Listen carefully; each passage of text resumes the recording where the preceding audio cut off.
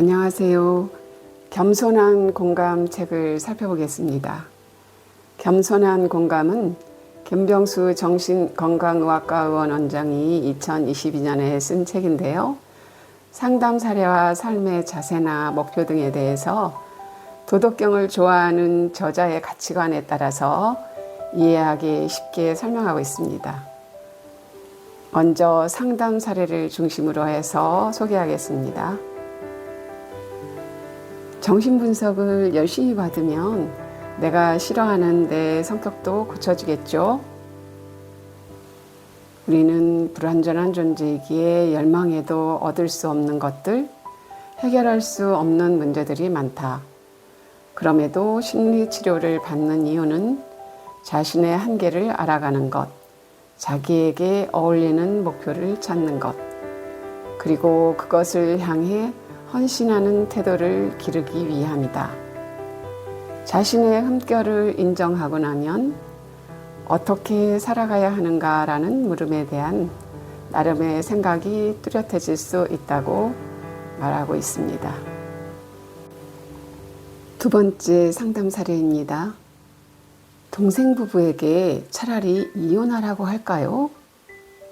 요즘은 가족이나 친구 등의 문제를 가지고 와서 상담하는 경우가 많아지는 추세이다. 주의사항은 충고를 함부로 하지 않는 것이다. 충고는 제대로 행동하지 못하고 있다는 비난의 말이나 마찬가지다. 꼭 하고 싶으면 만약에 무엇을 해보면 어떻겠느냐? 라는 가정적인 질문으로 조언을 대신하라.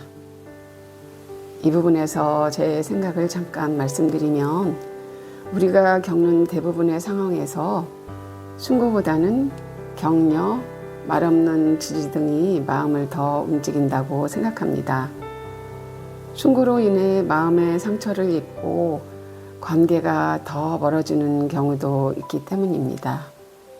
가까운 사람의 경우에는 특히 지적하기보다는 지켜보는 것이 작은 배려일 수 있다고 생각합니다.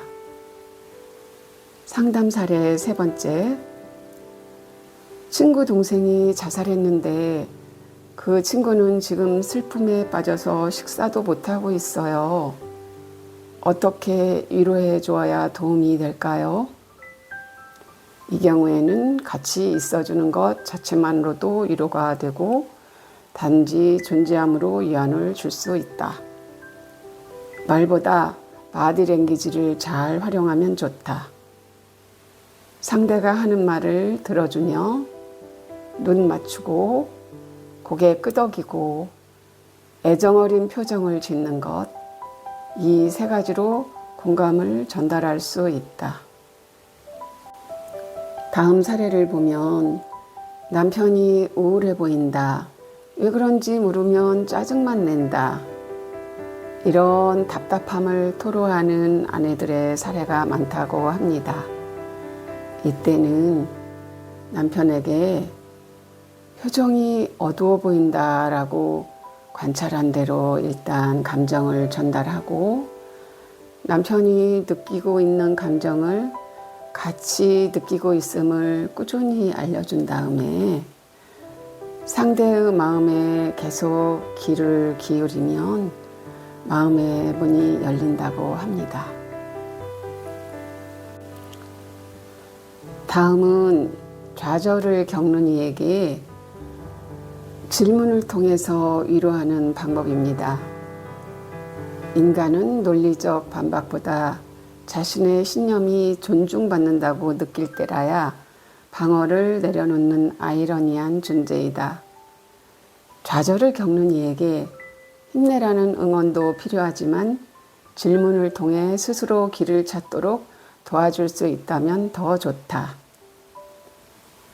그 정도로 심각하게 느낀다면 앞으로 어떻게 헤쳐나갈지에 대해서도 나름대로 이미 생각을 많이 해봤을 것 같아요.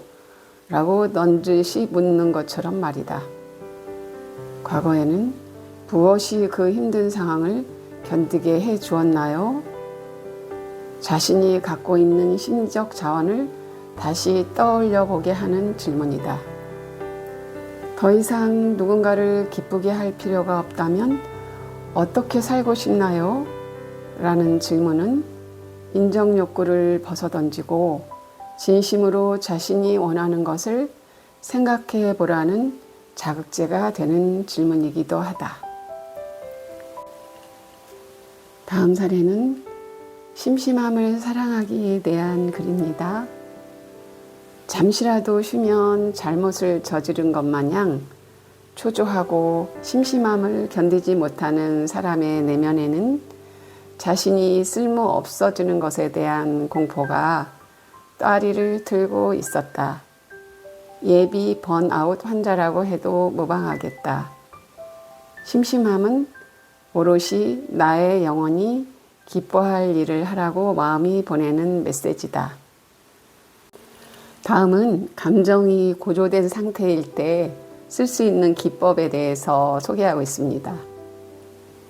외박하는 남편과의 이혼 문제, 상사의 폭언으로 사표 갈등을 겪고 있는 직장인, 짝사랑에 빠진 젊은이의 고백 시기, 후회가 두려운 아파트 매매 등에 대해서 상담할 때 쓰는 방법입니다. 첫 번째, 지금 나의 감정은 어떤 상태인가를 먼저 살펴보게 한다. 고조된 감정은 판단을 왜곡한다.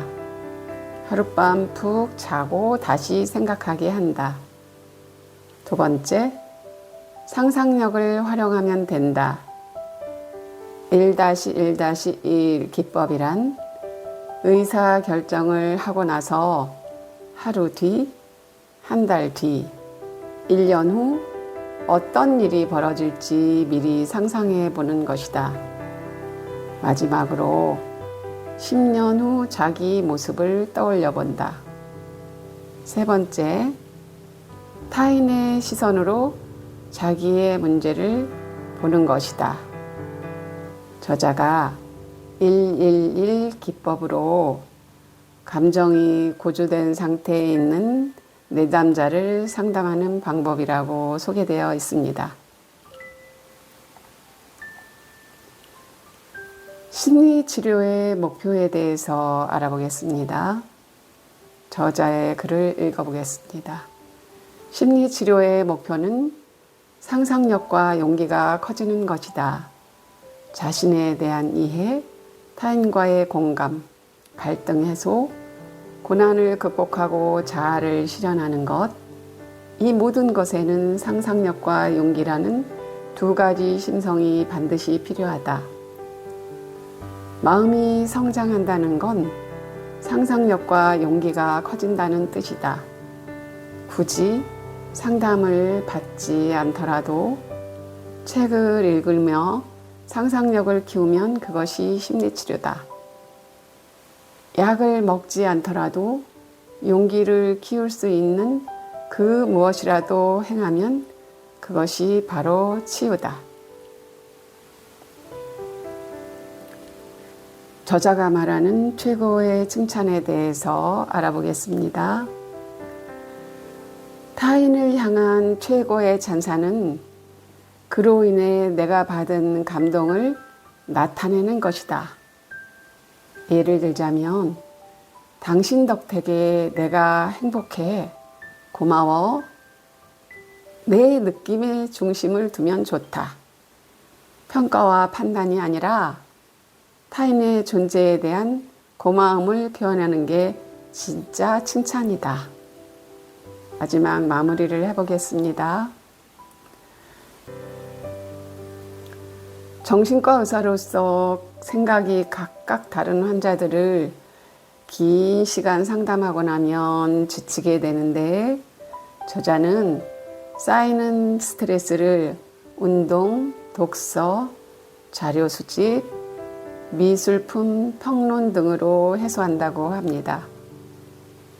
예술을 글로 옮기다 보면 궁극적으로는 작품이 아니라 내 마음을 보게 된다는 저자의 말에서 예술을 사랑하고 자신을 성찰하는 삶에 대한 진지한 단면을 볼 수 있었습니다. 이상입니다. 감사합니다.